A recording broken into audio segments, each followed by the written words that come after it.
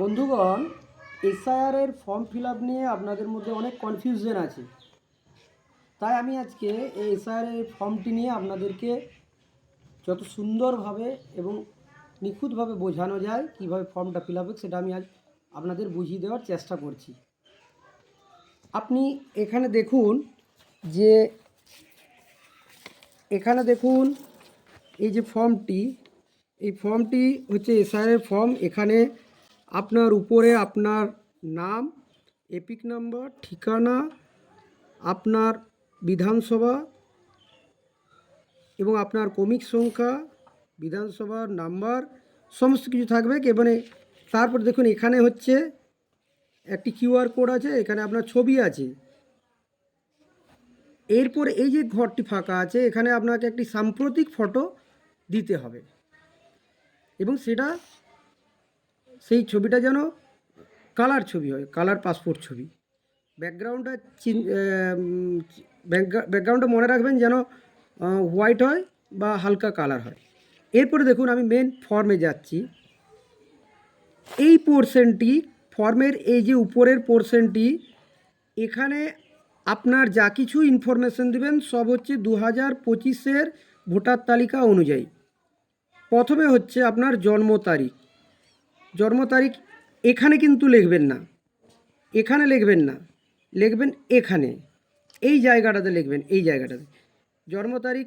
যেভাবে ডেট লেখেন, তারিখ প্রথমে, তারপর মাস, তারপর বছর।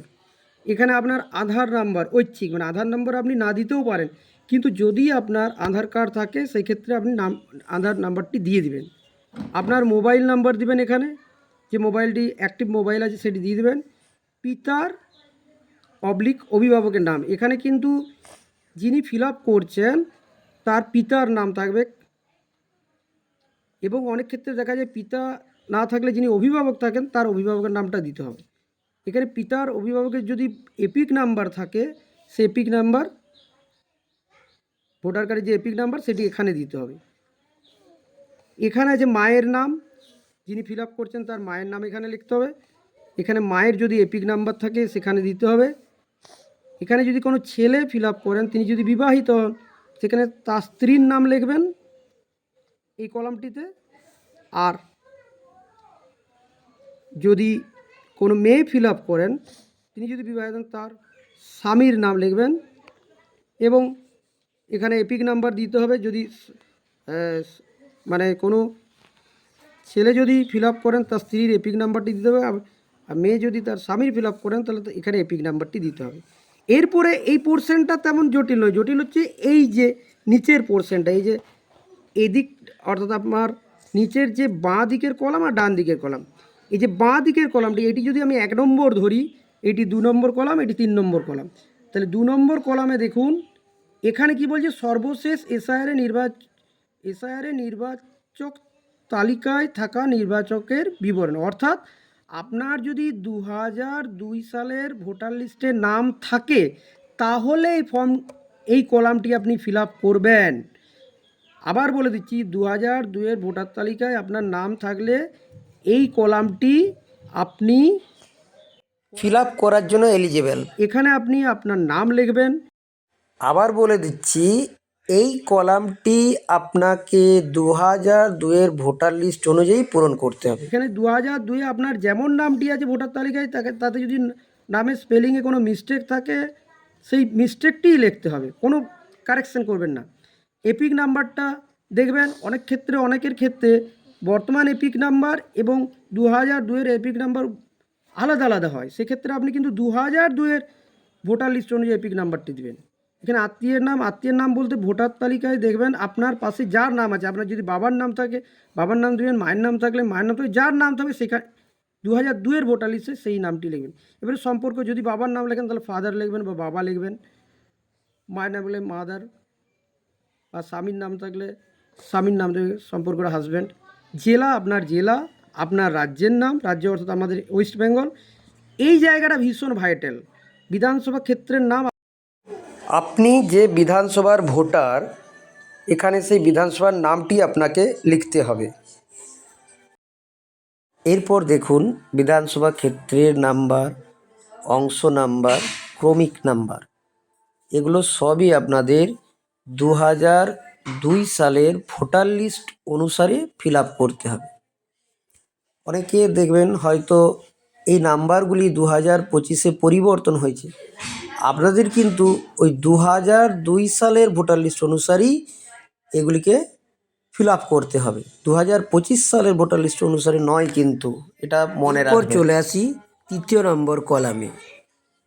এই কলামটি তাদের জন্য যাদের 2002 সালের ভোটার লিস্টে নাম নেই, তারাই এই কলামটি ফিল আপ করবেন। এখানে লেখা আছে আত্মীয়ের বিবরণ, যার নাম পূর্ববর্তী কলামে সর্বশেষ এসআইআরে দেওয়া আছে। এখানে তাহলে নামটি কার লিখবেন? এখানে আপনার আত্মীয় হতে পারে আপনার বাবা বা মা বা দাদু বা দিদা। এবারে তার যদি এপিক নাম্বার থাকে, নিচে এপিক নাম্বারটি দিয়ে দেবেন। এবারে আছে আত্মীয়ের নাম।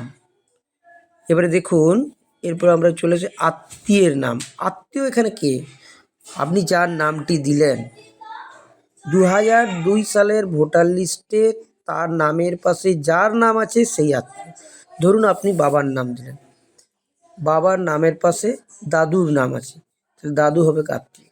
ধরুন আপনি মায়ের নাম দিলেন, মায়ের নামের পাশে হয়তো আপনার বাবার নাম আছে, তাহলে বাবা হবে আত্মীয়।